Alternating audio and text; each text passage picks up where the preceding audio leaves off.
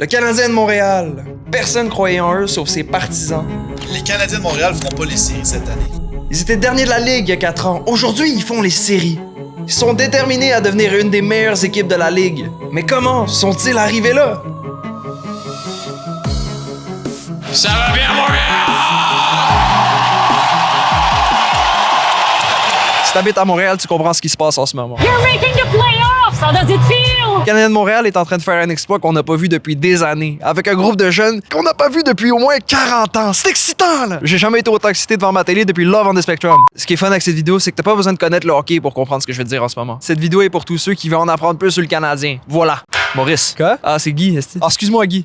Lafleur. Juste pour le contexte, le Canadien de Montréal était avant-dernier de la Ligue en décembre. Là, ils sont en série. Ils étaient derniers, là, ils sont en série. Le Canadien, c'est comme la fille au secondaire que personne calculait. Là, aujourd'hui, elle est rendue cute et tout le monde la texte en mode « Yo, tu vas aller prendre un café? » Mais le Canadien de Montréal, c'est plus rendu une fille facile. Elle a des standards. Yo, tu me textes pas si t'es pas en série, là. Bye bye, Columbus. Yo, Boston, t'es où? T'es où, Boston? Dans cette vidéo, je vais vous parler de comment le Canadien est arrivé là. Un success story. Le success story qu'on est en train de vivre là. C'est live, devant tes yeux. Bonjour, un success story pour 2 personnes. Oui, juste ici, merci. Et cette histoire, elle s'est pas bâtie un jour. Non, ça a pris un processus. Il y a eu des histoires, il y a eu du drama, il y a eu du tea. My God, we're almost done. We're done. Donc, mesdames et messieurs, prenez du popcorn. Et voici comment le Canadien de Montréal est redevenu bon. Yo, musique, émotion, on retourne dans le temps.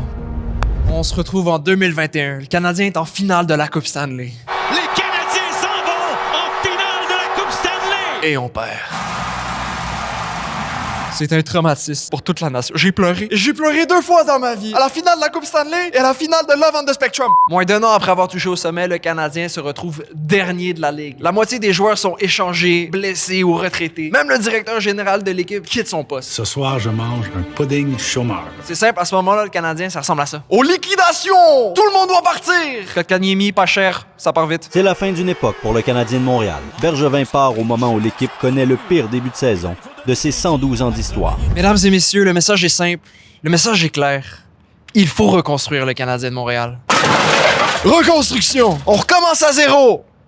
Mais on est déjà à zéro. Durant la saison suivante, les 2 sauveurs du Canadien vont être engagés par le propriétaire Jeff Molson. C'est eux qui vont orchestrer la reconstruction du Canadien. Mesdames et messieurs, je vous présente Kent Hughes et Jeff Gordon, a.k.a. Batman et Robin, a.k.a. Papa et Papa. Je les aime beaucoup, eux. Kent Hughes, le nouveau directeur général du Canadien. Lui, c'est un ancien agent de joueur. C'est un expert en négociation. Yo, donne-moi ton joueur, sinon je saccache ta femme. Moi, je veux que ce gars-là négocie mon contrat de mariage. Moi, je veux un contrat de 8 ans, 250 000 à la signature. Ben, il manque juste une femme, là. Je rigole pas, je suis extrêmement seul. Et on a Jeff Gordon, vice-président des opérations hockey. Bon, je sais pas trop ce que ça veut dire, mais lui, c'est un expert à trouver des jeunes talents. Puis ça tombe bien parce que, je suis jeune, et j'ai du talent. Si vous avez besoin d'un gars sur le 2e trio... Moi, j'aurais joué dans la NHL si j'étais pas tombé dans l'alcool. Je laisse mon email en commentaire. Abonne-toi, par exemple. Call me. Bon, là, on a les 2 capitaines du navire. Maintenant, il nous faut un entraîneur, un pédagogue, quelqu'un pour développer les jeunes. Il nous faut un poète. Il nous faut un génie du hockey. Il nous faut un saint venu de Dieu. Le 9 février 2022, Martin Saint-Louis est engagé comme entraîneur-chef du Canadien. Personne comprend la décision. Yo, c'est qui ce gars-là? Oui, c'est une ancienne légende du hockey, mais cet homme n'a jamais coaché ou entraîné haut niveau. La seule équipe qui a entraîné, c'est celle de son fils de 16 ans. C'est comme si moi, j'acceptais de venir jouer sur le 2e trio. La balle est dans ton camp, Jeff! La balle est dans ton camp, Jeff! J'ai mon bâton, je suis prêt! Call me! Mais engager Martin Saint-Louis, c'est un point tournant dans l'organisation du Canadien. Retenez ça. Parce que ce qui distingue Martin Saint-Louis des autres coachs, c'est sa façon de développer les joueurs. Lui, il a joué dans la Ligue nationale, donc il comprend ce que les jeunes vivent. Et il leur partage son expérience. Sa communication est exceptionnelle. Tu le vois à l'entraînement, il est avec eux, tout le temps. Moi, j'ai jamais aimé être dans un environnement que c'était les coachs, c'était les joueurs. Les moments où j'ai eu le plus de succès en équipe, j'ai senti qu'on était ensemble, comme entraîneur et joueur. Yo, t'as besoin d'aide? Oui, Martin. Ben, je suis là. Merci, Martin. Avec Martin, c'est le renouveau. C'est fini l'époque des coachs qui dirigent par l'intimidation. Celui qui patine pas, il est gay! Ben, coach, vous patinez pas? Ouais, pis, petite blague, ces homosexuels. Y en a pas dans la NHL. Faut pas en créer. I want more gays in my NHL! Martin Saint-Louis éduque ses jeunes joueurs comme Yoda éduque Skywalker. Avec de la patience, de la sagesse et des dictons. Tu sais, tu peux pas juste jouer ta game. Faut que tu joues la game. Fait que t'amènes ta game à la game. Je sais pas si tu comprends. Martin, j'ai de la difficulté. Ben, joue ta game. Juste joue ta game. Merci, Martin. Est-ce que vous avez parlé de sa femme aussi? Quand il y a des moments stressants, habituellement, l'enthousiasme, elle drop. Quand ma femme est stressée, Il n'y a pas beaucoup d'enthousiasme dans la maison. Engager Martin Saint-Louis, ça envoie un message fort. Fini les incertitudes. Prenons le temps de développer nos jeunes joueurs. Prenons le contrôle de notre avenir. Et créons une putain d'équipe bitch. Bon, on a des bons dirigeants, on a un bon groupe de coachs, on a quelques bons jeunes joueurs. Mais comment le Canadien a fait pour devenir une équipe solide? Dis-moi, Jamy, comment le Canadien a fait une des reconstructions les plus vite de la Ligue nationale? Comment c'est devenu une excellente équipe en 2025? Alors c'est très simple, Rick. Le Canadien de Montréal ont recruté des jeunes prometteurs et ils les ont développés intelligemment, pas comme l'ancienne direction du Canadien. Pudding chômeur. Rappelez-vous, prenons le temps de développer nos jeunes. Vous voulez savoir c'est quoi le point commun de tous ces joueurs? Eh bien, ils ont quelque chose à prouver. Parce que la plupart d'entre eux n'ont pas été voulus par les autres équipes de la Ligue nationale, ou négligés. Ce qui a créé une culture de couteau entre les dents. Tu sais, dans la vie, si tu abandonnes, tu garantis une chose. C'est que tu n'auras pas ce que tu veux. Tu sais? Mais si tu continues à pousser, tu garantis pas que tu vas l'avoir, mais tu te donnes une chance. C'est ça qu'on a fait. Et c'est ça, l'identité du Canadien de Montréal. Cette équipe-là, il croit. Regardez ici. Ici, nous avons une équipe avec du talent, mais pas de culture. Résultat, elle s'effondre. Ici, nous avons le Canadien de Montréal, une équipe avec du talent et une culture. Résultat, elle va rester solide pendant plusieurs années. Merci, Jamy. Shout out la France. Fait que c'est qui cette équipe du Canadien qui ont défié les attentes? C'est qui nos joueurs qui ont porté le Canadien cette année? C'est qui nos stars? Le premier, on a Cole Caulfield. Caulfield still with it through the legs, coming in, score! What a goal! Cole Caulfield, 5 pieds 7, le short king ultime. Trop petit pour la Ligue nationale, qu'ils disent. Aujourd'hui, c'est notre meilleur marqueur sur la glace et en dehors de la glace. Ce gars-là, s'il va au 4 quarts, il revient pas tout seul. Il texte ma sœur.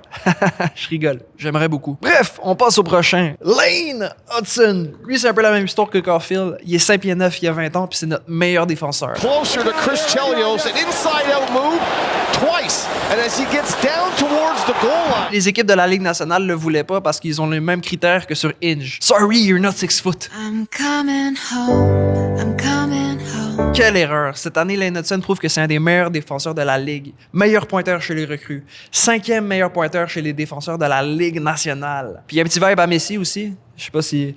Prochaine star, Patrick Laine.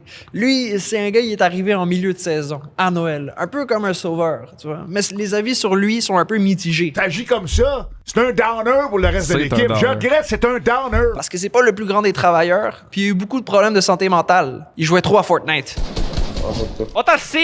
Mais quand il est en forme, il est vraiment bon. Ross Laine, one-timer, score! Laine, one-timer, score! Laine, one-timer, score! Puis on l'a eu pour pas cher, 700 V-Bucks. Quand ce gars-là est constant, c'est un des meilleurs marqueurs de la Ligue. Quand il s'énerve, on dirait un Purple Minion. Yeah, I'll turn it up. C'est vrai qu'il est pas super beau. Couldn't care less. Puis il n'y a pas juste Patrick Laine, on a eu plein d'autres joueurs qui nous ont aidés avec leur caractère. Juraj Slafkovský, Kaden Goulet, David Savard, Samuel Montembeault, le gardien national, un Québécois. Le Canadien, c'est l'équipe la plus jeune de la Ligue nationale, puis ils ont fait les séries. Des fois, tu les checks, on dirait une colonie de vacances.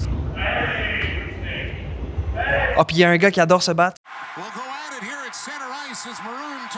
Puis il est ambassadeur pour des burgers au Québec. Il est un peu comme Olivier Primo avec un côté albanais. Ils pensaient pas que ça a été facile de faire les séries pour le Canadien. Personne croyait en eux. Ils étaient derniers de la Ligue en décembre. Puis vous vous souvenez quand je parlais de Success Story au début? Ben c'est là, ça s'en vient. Pour moi, si le Canadien a fait les séries cette année, c'est grâce à notre capitaine, Nick Suzuki.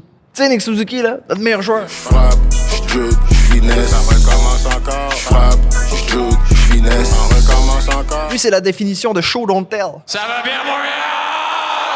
I don't know what to say, really. J'finesse, ça recommence encore. Et en février de cette année, il nous a chaud sa grosse paire de couilles. À ce moment-là, le Canadien de Montréal était en dehors des séries. La date limite des échanges approche. Tout le monde s'attend à ce que Kent Hughes échange les joueurs pour l'avenir. Nick Suzuki connaît le scénario. Il va dans le bureau à Kent Hughes et lui dit « S'il te plaît, échange personne. On peut faire les séries. » Kent Hughes regarde droit dans les yeux et dit « Ok, c'est sur tes épaules, Suzuki. Si tu gagnes, j'échange personne. Si tu perds, je fais ce qu'il y a de mieux pour l'équipe. » Nick Suzuki le regardait droit dans les yeux et lui a dit « This is my team, bitch. » Quelle victoire! Le Canadien 6, les Sénateurs 3, le Canadien dans un poste du wildcard. It's a 4-0 win. Depuis ce meeting, le Canadien est une des équipes les plus victorieuses de la Ligue nationale. Nick Suzuki, 4e meilleur pointeur de la Ligue nationale depuis ce meeting. Ce gars-là a mis tout le monde d'accord. This is my team, bitch, indeed. Il a inspiré toute son équipe et ils se sont ralliés derrière lui. Le Canadien atteint les séries éliminatoires!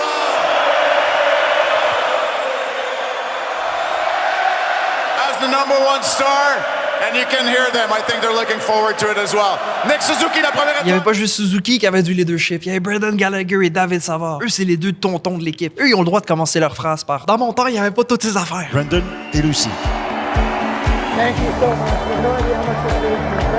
Cette année, Gallagher nous a encore montré à quel point c'était un guerrier. Parce que le 8 mars 2025, sa mère s'éteint d'un cancer vicieux. Quelques jours après, Gallagher marquait un but en son honneur. En interview après, il confie que c'est la première fois qu'il marque un but et qu'il peut pas le raconter à sa mère après. Il parlait de sa mère à quel point c'était une femme forte, courageuse, une battante. Et ces mots résonnent parce que c'est exactement les mêmes valeurs que le Canadien essaye d'incarner depuis le début de leur reconstruction.